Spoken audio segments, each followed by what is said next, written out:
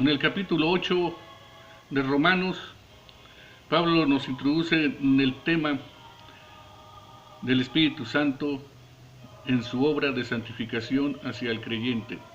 Ahora pues, ninguna condenación hay para los que están en Cristo Jesús, los que no andan conforme a la carne, sino conforme al Espíritu.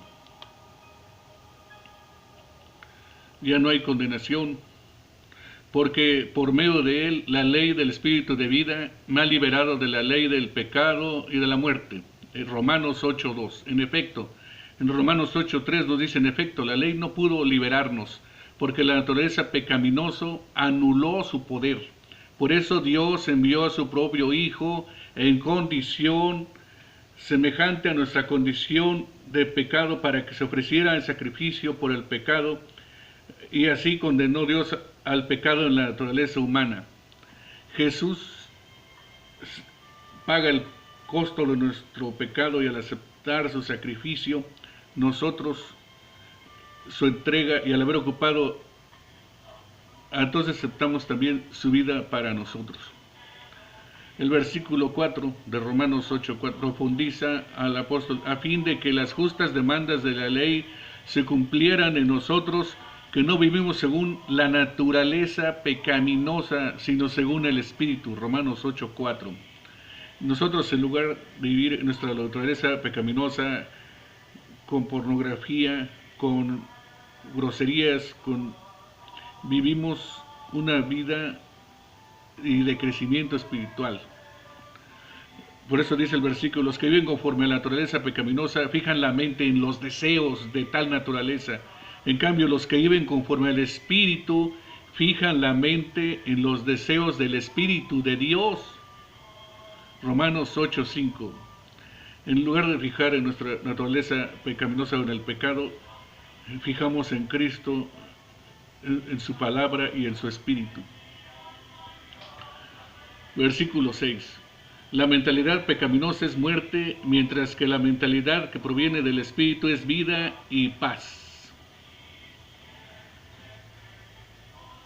Romanos 8.6. Un contraste muy claro y muy convincente en su explicación del apóstol Pablo. La mentalidad pecaminosa separada de Dios nos conduce hacia la muerte, mientras que la mentalidad que proviene del Espíritu de Dios, es decir, de la presencia de Dios, nos provee de vida y de paz. La mentalidad pecaminosa es enemiga de Dios, porque no se somete a la ley de Dios, ni tampoco puede hacerlo. Y los que viven según la naturaleza pecaminosa no pueden agradar a Dios. Sin embargo, ustedes no viven según la naturaleza pecaminosa, sino según el Espíritu. Si es que el Espíritu de Dios vive en ustedes, y si alguno no tiene el Espíritu de Cristo, no es de Cristo. Pero si Cristo está en ustedes, el cuerpo está muerto a causa del pecado, pero el Espíritu que está en ustedes es vida a causa de la justicia. Romanos 8:10. Y si el Espíritu de aquel que levantó a Jesús entre los muertos vive en ustedes, él mismo que levantó a Cristo de entre los muertos, también dará vida a sus cuerpos mortales por medio de su Espíritu que vive en ustedes. Romanos 8:11. De manera que la presencia del Espíritu de Dios en la vida del creyente provee, en primer lugar, de seguridad. En segundo lugar, transmite el poder de la palabra y de la presencia de Dios. En tercer lugar, provee de vida. Y continúa el apóstol Pablo en su mensaje describiendo en profundidad este tema, y lo hace de esta manera. Por tanto, hermanos, tenemos una obligación, pero no es de vivir conforme a la naturaleza pecaminosa. Porque si ustedes viven conforme a ella, morirán, pero si por medio del Espíritu dan muerte a los malos hábitos del cuerpo, vivirán. Romanos 8:13. Porque todos los que son guiados por el Espíritu de Dios son hijos de Dios. En Romanos 8:14 encontraste entonces la muerte y la vida de pecado y la vida en la presencia de Dios. La vida de pecado conduce a la muerte, y la vida del Espíritu que conduce hacia la vida. Los que son guiados por el Espíritu de Dios son hijos de Dios y se dirigen hacia la vida eterna. Versículo 15, y ustedes no recibieron un espíritu que de nuevo los esclavice al miedo, sino el espíritu que los adopta como hijos y les permite clamar, Abba, Padre. Una manera cariñosa de dirigir a Dios, reconociendo a Dios como Padre, como el único Padre.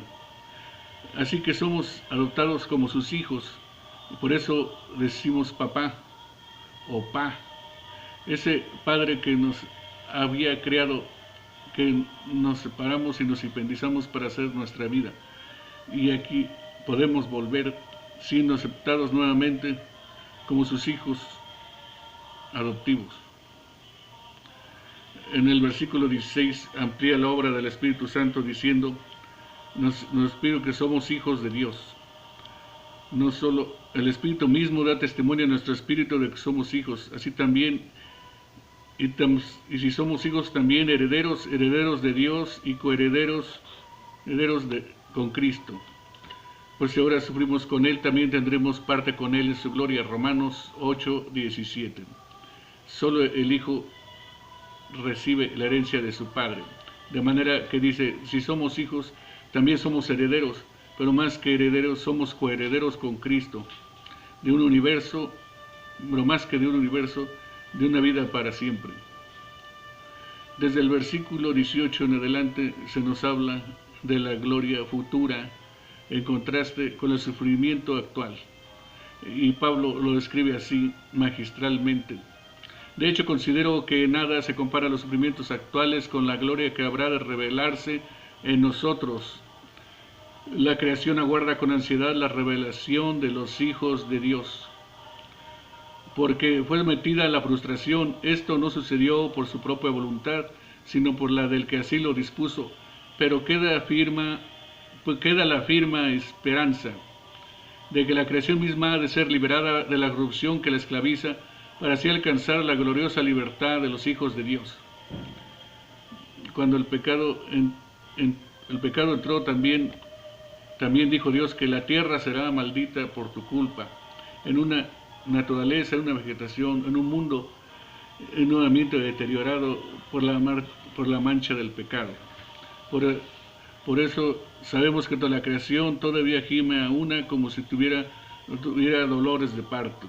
También sufre la creación, gime, porque ha sido maldita por nuestra culpa. Y no solo ella, sino también nosotros mismos que tenemos las primicias del Espíritu Santo, gemimos también nosotros interiormente mientras aguardamos nuestra adopción como hijos, es decir, la redención de nuestro cuerpo. Porque en esa esperanza fuimos salvos, pero la esperanza que se ve ya no es esperanza. ¿Quién espera lo que ya tiene? Pero si esperamos lo que todavía no tenemos en la espera, mostramos nuestra constancia, paciencia, perseverancia. Asimismo, en nuestra debilidad el Espíritu acude a ayudarnos. No sabemos qué pedir, pero el Espíritu mismo intercede por nosotros con gemidos que no pueden expresarse con palabras. Romanos, la naturaleza gime por el pecado, el ser humano gime por el pecado y el Espíritu Santo gime a nuestro favor, suplicando, rogando, interviniendo, actuando, para que nosotros podamos ser vencedores. Por eso intercede por nosotros, con gemidos que no pueden expresarse con palabras. Y Dios examina los corazones, sabe cuál es la intención del Espíritu. El Espíritu intercede por los creyentes conforme a la voluntad de Dios.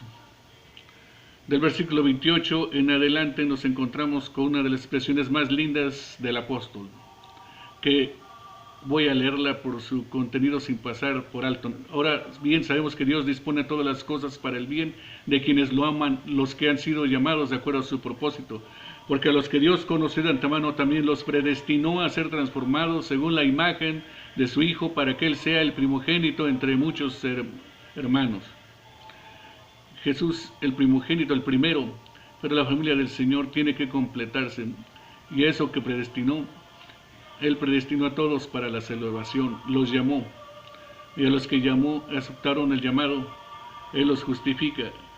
El que Él justifica, los glorifica. Es decir, un día les dará una vida para siempre. Entonces, ¿qué vamos a decir? Si Dios está de nuestra parte, ¿quién en contra nuestra? El que no escatimó a su propio Hijo, sino que lo entregó por todos nosotros, ¿cómo no habría de darnos generosamente junto con Él todas las cosas? ¿Quién acusará a los que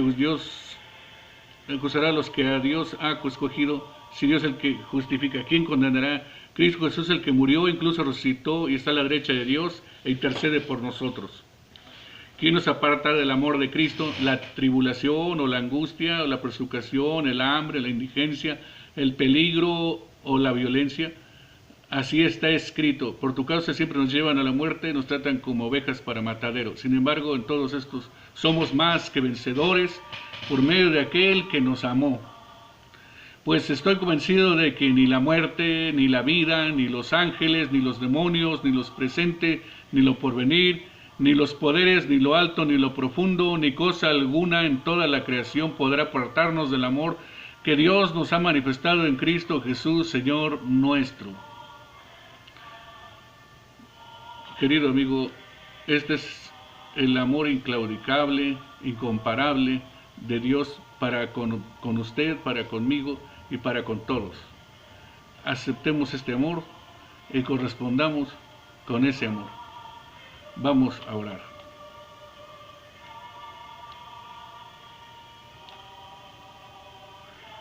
Separe este momento para hablar con Dios.